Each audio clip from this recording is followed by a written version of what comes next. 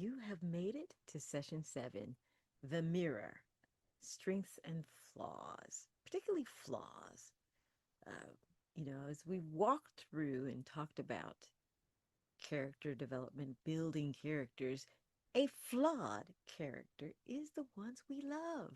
No one is perfect. A character with flaws and strength creates tension, empathy, and realism. If your character feels flat, sometimes you've made him too perfect or made him not perfect enough or made him, you didn't, at least on the paper, it's not coming across how different, unique, funny, crazy this individual is. And at all times, there has to be balance. We'll talk about that. But let's get started. I want you to pull out your journal. I want you to make a new page once again. And this one, name your character at the top. And I want you to list the strengths. What is your character good at? We want to talk about their talents, anything that makes them excel. If Bob is a master chef, and I say somewhere in that he's a master chef, I want to see him cooking. If he plays the piano, I want an opportunity for them to play the piano. I want to be dazzled. You want to take advantage of any of the gifts that you're embedding in this character because that is going to really touch people. Um, you know, when we think about what quality, what skill set, what talents, where your character excels at, you've got to put in there things that we admire and also sometimes things that we don't admire because that's relevant too. There are times where you want to think about the things that they where they fall short, the flaws. You hold a mirror up to your face and it's a perfect reflection of you, but it's the opposite. So if you think about it, on one side of a mirror is the strong version of you. On the other side of the mirror is the flawed version of you. But both images work together, and that's you. Same thing with your character. You want to have a good balance of strengths as well as weaknesses. Strengths, things that they're really good at, super talents, and then those flaws. And you know what? We have to dig deep in the flaws. The flaws just can't be they hate asparagus or cilantro in my case. I cannot stand cilantro. We need to think about them. Are there dependencies, codependencies? Is there somebody in their life that they are they look to for the answer? And maybe it's healthy, maybe it's not. But that's something that you should put down. Addictions are another thing we need to think about. Sherlock Holmes was addicted. It affects the character. Pain medications, even nicotine, alcohol. These add different layers to your character.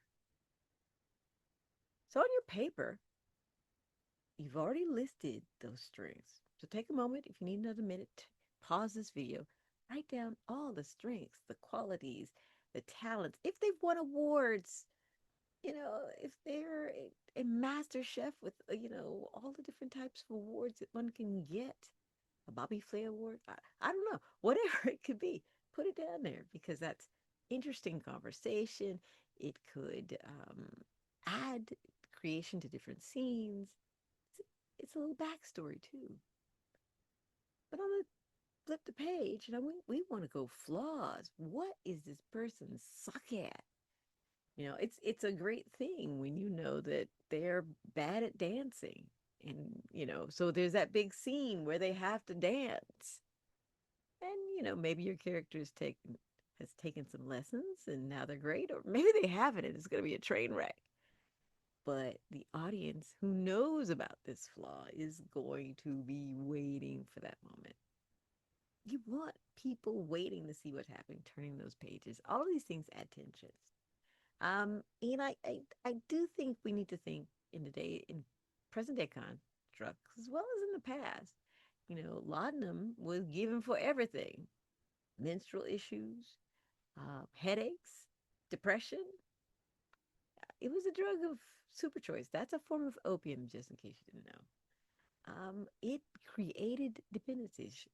Sherlock Holmes was, I believe, dependent on opium. Adds different things, challenges, and in how they change and get healed of these things, or are able to control them. One last flaw, and it could also be a strength, is a disability, a physical disability, or even a mental disability. Um, we need to think about that in our characters. It adds something to the world and the realism. More people have all different types of illnesses, chronic pain, etc. What happens if your character is suffering like that? What does that do? It can add different dimensions and different layers. And I think that is, the crux of this exercise. Your mirror that you hold up to the character should not show a perfect character.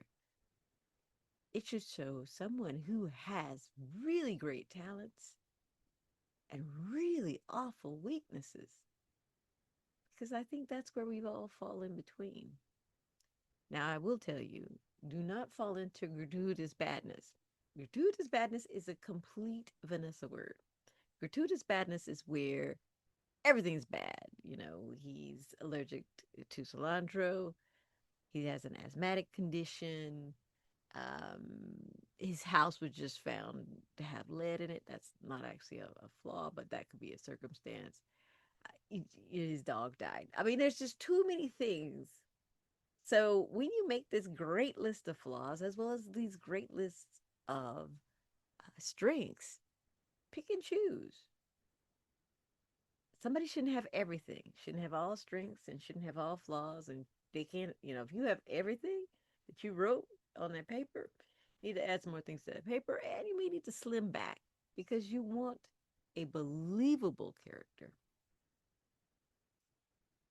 one with layers. That's going to make them human.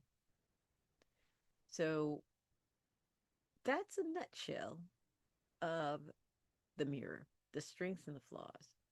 Once again, after this video, take a moment, write down the strengths, the wins, the things that your guy is good at, and then also the flaws. What is she bad at? What does she need to get training on? Are there disabilities? Are there addictions? Are there dependencies? All of these mappings out is going to help you really think through this character. You're going to know them in a way that if you hadn't done this homework, you wouldn't. Some people are naturally gifted to it just comes naturally. And that is a blessing and a beautiful thing. But if you want to work at it and improve it and be able to count on it, thinking in these dimensions helps your story, helps you deepen the characterization, and you're building a better character. Once again, this is Vanessa Riley. Thank you for joining session 7. I look forward to the next one.